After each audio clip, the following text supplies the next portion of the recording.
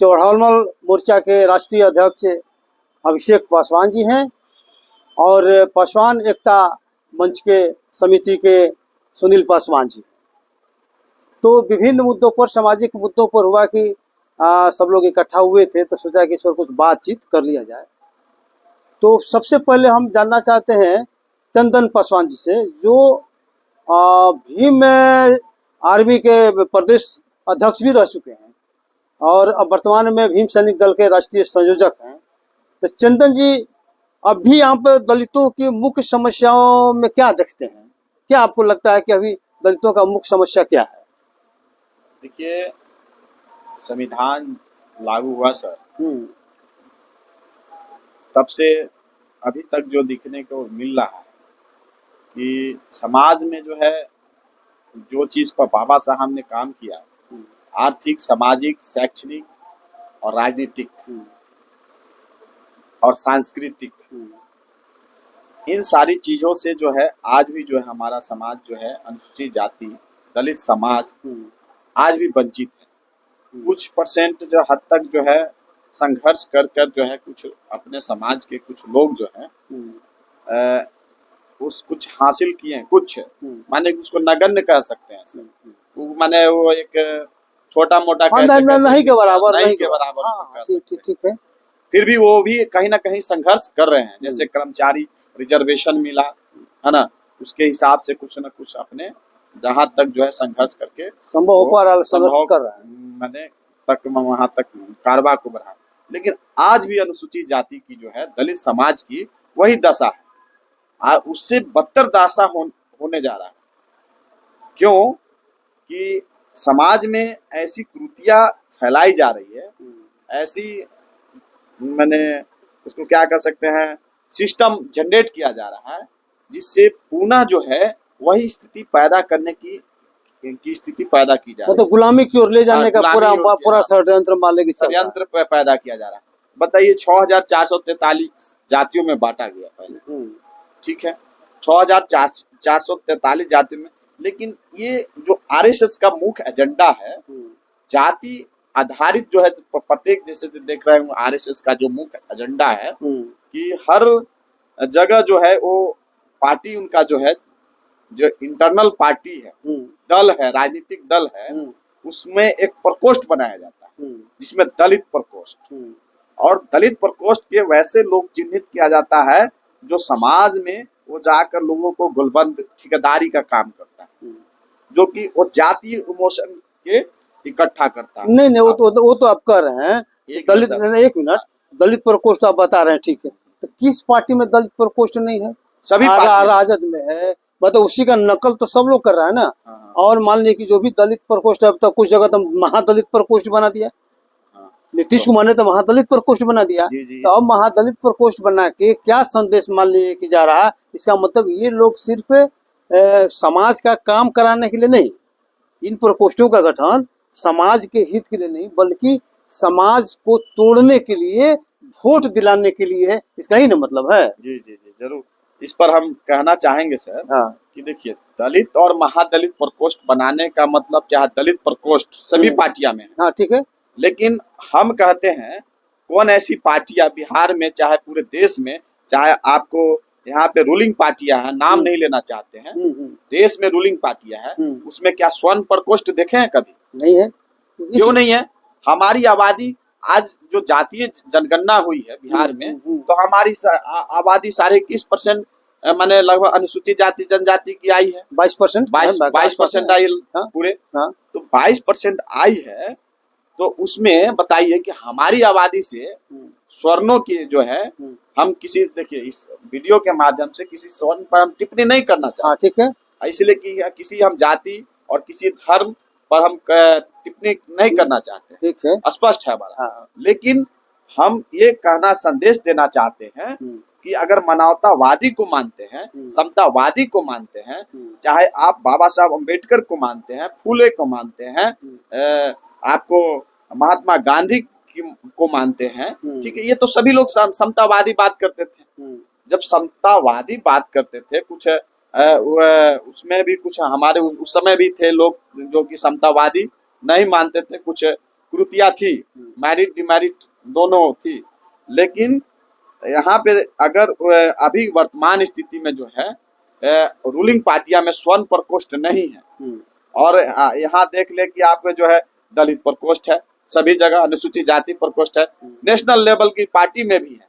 तो हमारी आबादी माने 22% है पूरे, और हमको माने एक व्यक्ति को लगा दिया जाता है कि आप जो है पूरे अनुसूचित जाति को इकट्ठा करो, तब तुमको हम वोट दिलाओ, तब तुमको हम टिकर देंगे, तुमको विधायक बनाएंगे, एमपी बनाएंगे, इस तरह का।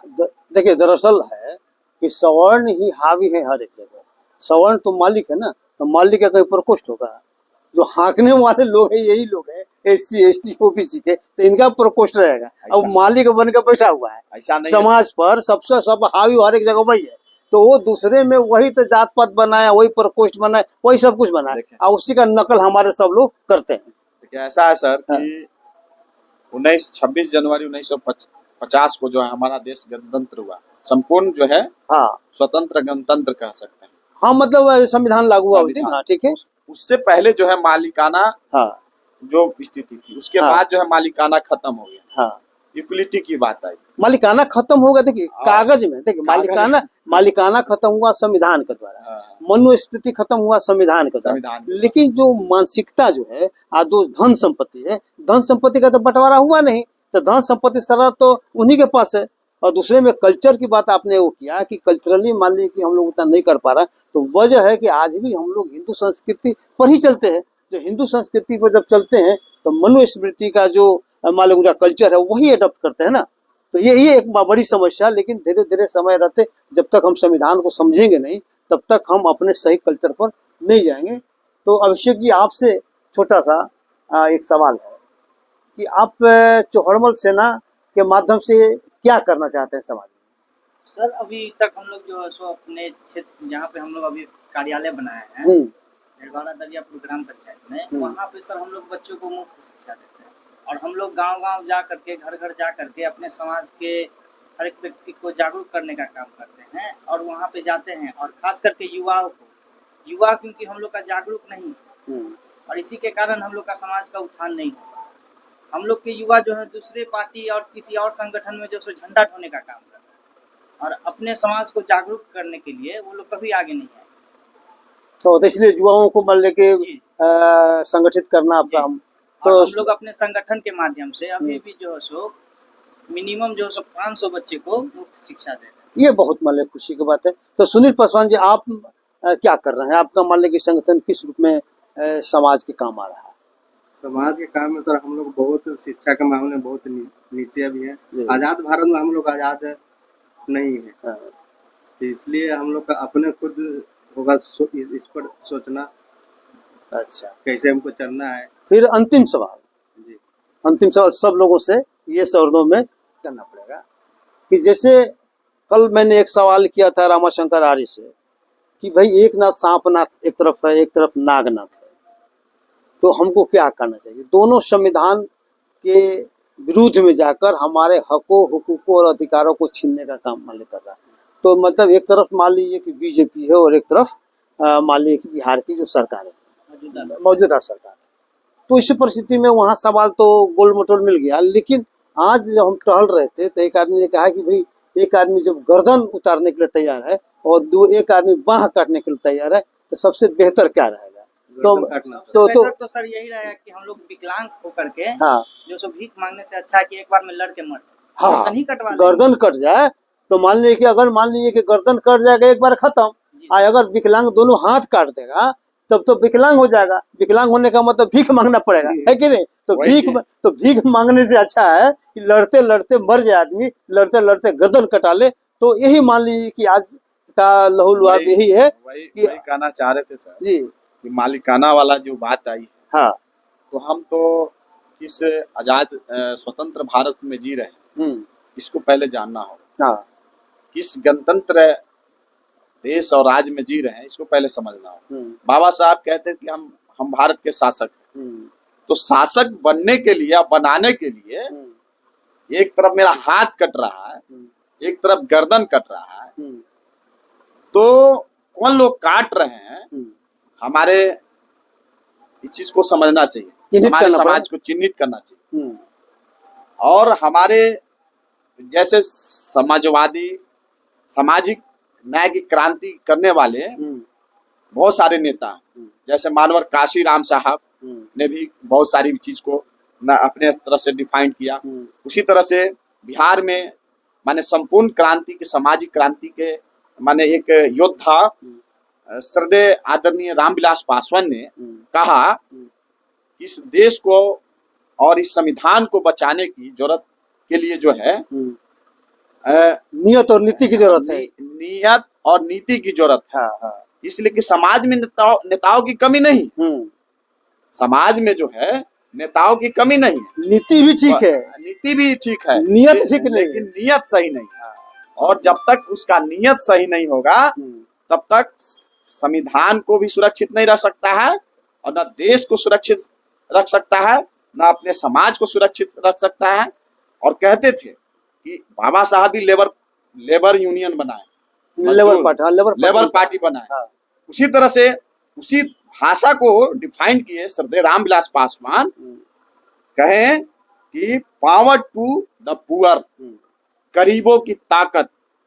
हमारे समाज में जो लोग हैं, गरीब लोग हैं, उनकी ताकत को लोग नहीं समझेगा, उनके पास जाएगा नहीं, क्या समस्या है, आर्थिक समस्या, सामाजिक समस्या, शैक्षणिक समस्या, सांस्कृतिक समस्या, उसके घर में क्या जल रहा है, क्या बन रहा है, कैसी स्थिति है, उस चीज को जब तक जानेगा नहीं, तो कहते थे श्रद्धेय रामविलास पासवान कि मैं उस घर में दिया जलाने चला हूं जहां सदियों से अंधेरा है।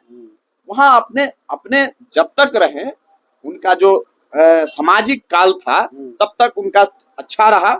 राजनीतिक काल में कुछ ऐसे कुछ कमियां भी आई, लेकिन वो जब कहते थे मैं उस घर में दिया जलाने चला हूं जहां सदियों से अंधेरा, जब तक उस घर में, जिस कहते थे पावर टू द पुअर, यानी कि जब तक हम गरीब वंचित के घर में नहीं जाएंगे, उसकी स्थिति वस्तु स्थिति को नहीं जाएंगे, तब तक सर गरीबों की ताकत नहीं आ सकती है, हमारा लोकतंत्र नहीं बच सकता है, हमारा संविधान नहीं बच सकता है, हमारे समाज के लोग नहीं बच सकते हैं, उनकी गर्दन काटी जाएगी या हाथें काटी जाएगी, इस तरह से चलते रहेगा। और रही बात कि अगर हम लोग अपंग बन के नहीं जीना चाहते, हम लोग वो युवा हैं, इसलिए कि हम लोग हर आइडियोलॉजी को पढ़ा है सर, या तो भगत सिंह की आइडियोलॉजी हो, चाहे पेरियार साहब की आइडियोलॉजी हो, या बाबा साहब की आइडियोलॉजी हो, या गौतम बुद्ध की आइडियोलॉजी हो, या तमाम महापुरुषों की जो, या स्वामी विवेकानंद की आइडियोलॉजी हो, तमाम आइडियोलॉजी को पढ़ा है। तो पढ़ा है तो वहां से यही निष्कर्ष आया है कि ये इस देश में, जैसे बिहार में जेपी आंदोलन हुआ करता था, उस आइडियोलॉजी को भी पढ़ा है, लोहिया की आइडियोलॉजी को भी पढ़ा है, कर्पूरी ठाकुर की भी आइडियोलॉजी को पढ़ा है। तो जब तक इन विचारों को समेकित नहीं किया जाएगा, उसके आधार पर जो एक क्रांति नहीं फैलाई जाएगी, भ्रांति नहीं फैलाई जाएगी, तब तक हाथ करते रहेंगे और हमारे समाज के गर्दन करते रहेंगे। तो मूल ये बात है, नहीं, मूल बात ये है कि जागरूकता बहुत जरूरी है और सही तथ्य को आम लोगों तक पहुंचाना जरूरी है। जब तक लोग सब चीज